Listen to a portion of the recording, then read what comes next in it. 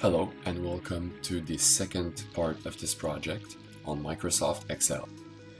In this project, we're going to see how we implement Microsoft Excel in our business and how we use different advanced capabilities to improve our business operations.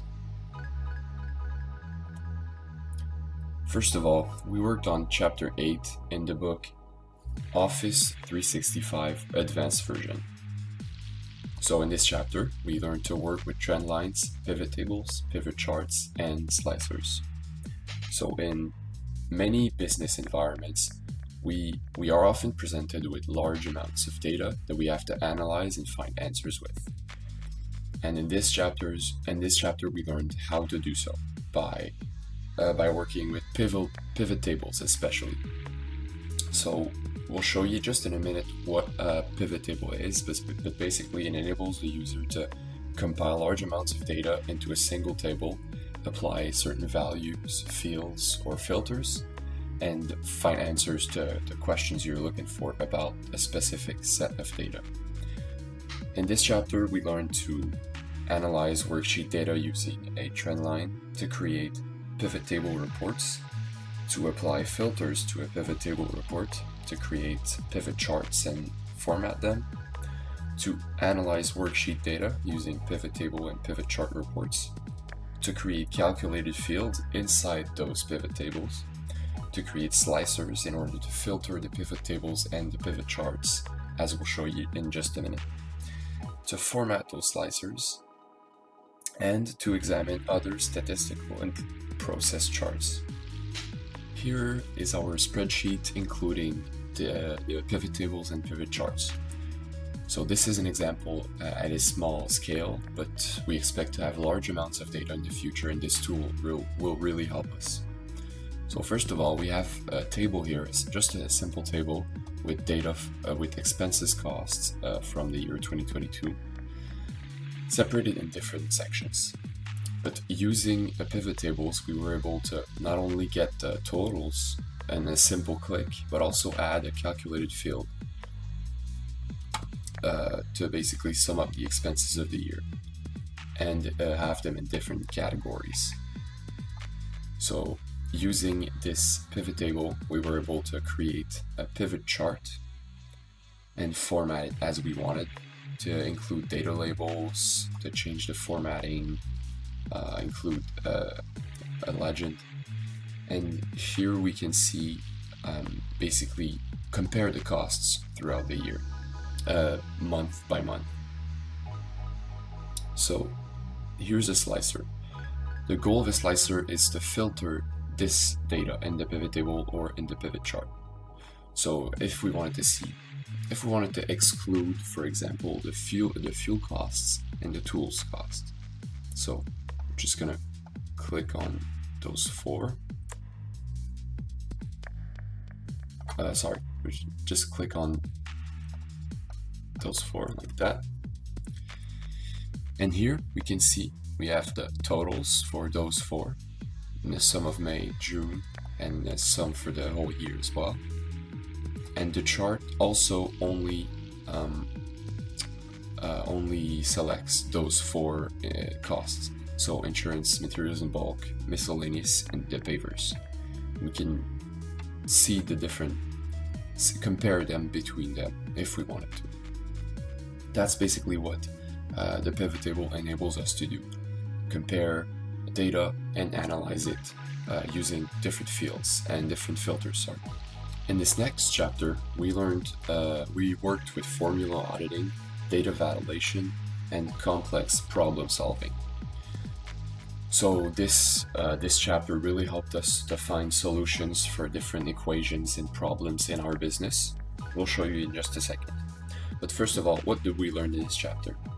We learned to use formula auditing techniques to analyze a worksheet, to trace precedence and dependence, to use error checking to identify and correct errors, to add data validation rules to cells, to use trial and error to solve a problem on a worksheet, to use goal seeking to solve a problem, to circle invalid data on a worksheet, to enable the solver added, to use the solver add-in to solve a complex problem, to use the scenario manager to record and have sets of what if assumptions, to create a scenario summary report and a scenario summary pivot table, and to draw with inking techniques. Here is our spreadsheet we created to solve different problems for our customers. Basically what we have here is we have a certain surface, the required square footage that has to be covered by pavers, and we want to find out we don't want to cut our pavers, so we want to find out a round number of pavers that we can use using our 4 different paver styles offered. So we have the different information about those pavers, the quantity in stock that we have, the item cost per square foot, and also the surface that they each cover. Then we can use the solver add-in here in order to solve different problems. For example, here we wanted to see in the answer report 1, if we had a budget of $5,000 and we wanted the square footage to be 250, what could be an option for us? Well, how many pavers we have to use for each? Well, for a budget of $5,000, we can use 25 Exa, 150 Mondrian, and 75 Blue 80 pavers. That's as easy as that. You can find different solutions to complex problems in a few simple clicks. Here in the answer report 2, here it looks like it's the same. We're gonna do another scenario. Here it is. If we click the solver and we want the budget to be 3,500, and here are the different constraints. So basically, as you can see, the cell F7 has to be equal to this required square footage. So the sum of all of those has to be equal to the required square footage. And then we want all those 4 cells to be integers, so they're round numbers. And finally, we also want them to be, the other constraints are basically we want it to be lower than the quantity in stock, basically. So yeah, and by simply changing those cells, those 4 cells, the goal here is supposed to be the cost.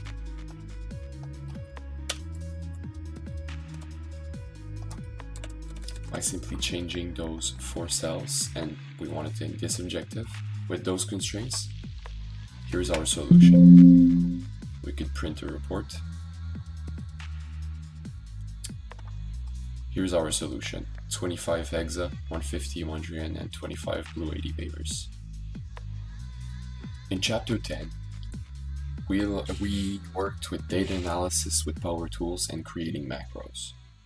So Power Tools are basically Power Pivots, 3D Maps, or Power BI, which stands for Business Intelligence, as we'll show you in just a second. And those tools basically enable the user to create visual reports or visual features to present the data in a simpler and a more effective manner. So in this chapter, we learned to explain the Excel Power Tools, to customize the ribbon and enable data analysis, to use the get and transform data commands, to create a query using Power Query Editor, to build a pivot table using Power Pivot, to explain data modeling, to create a measure, to view cube functions, to use 3D maps, to save a tour as an animation, to explain Power BI, to create hyperlinks, to use the macro recorder to create a macro, and to execute a macro. We also learned how to, using data from this chapter, we learned to create reports in Power BI. Using the different skills learned in this chapter, we created an Excel spreadsheet that enables us to view visually the revenue in different reports and video animations, as we'll show you in just a second. So here is a table containing all the previous projects we did in the 3 past years, where they were done, the location, and the revenue as well. So we imported this data, and then we created pivot table with it to basically have the count of revenue, the average revenue, and the sum of revenue by area. And we'll show you how we use this data in the next steps. But first of all, we created a 3D map. We'll show you the animation just here. Here's what it looks like.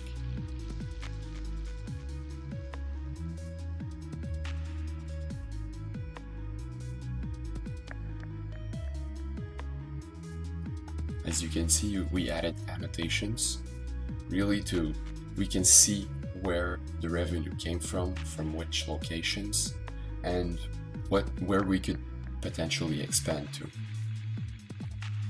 It's really useful. And then finally, we have the revenue separated by year, and once again, the bubbles.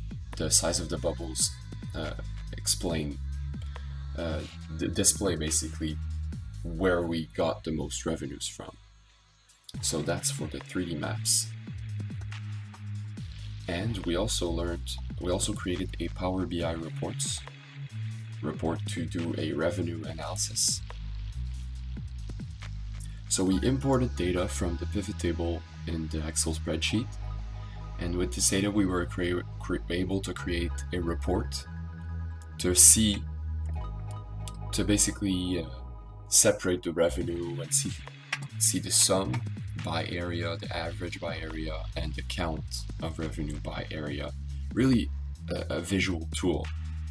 So Power BI is a business intelligence tool, and in this paper they define it's part of a self-service business intelligence, because you can do it yourself, and basically they define this in this report as the facilities within BI environment that enables BI users to become more self-reliant and less dependent on the IT organization.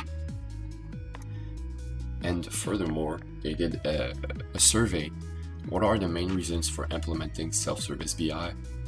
Well, for manager example, for our business, there are a lot of needs to use business intelligence, but these could be some of the main ones, like constantly changing business needs, anality of IT to meet business user demand, need to be more analytic-driven organization, slow or untimely access to information.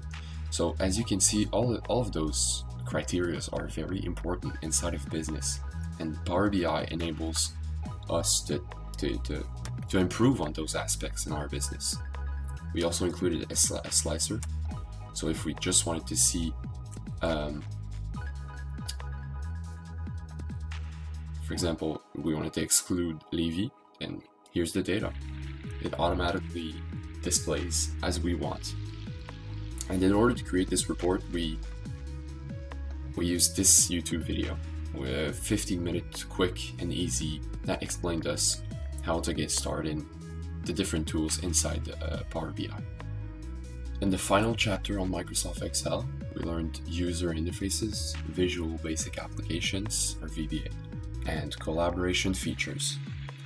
So Visual Basics for application is basically a programming language to create certain events, to make them happen by a simple click or different actions, basically. We'll show you an example in our document in a few seconds.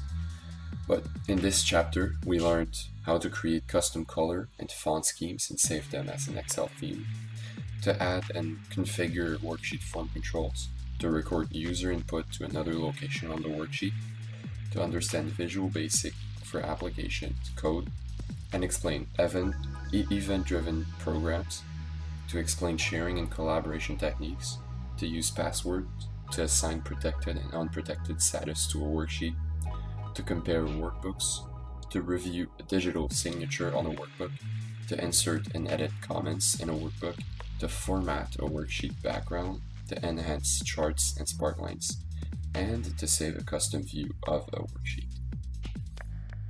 Here is our delivery form that we use for our delivery drivers to record what they delivered and when.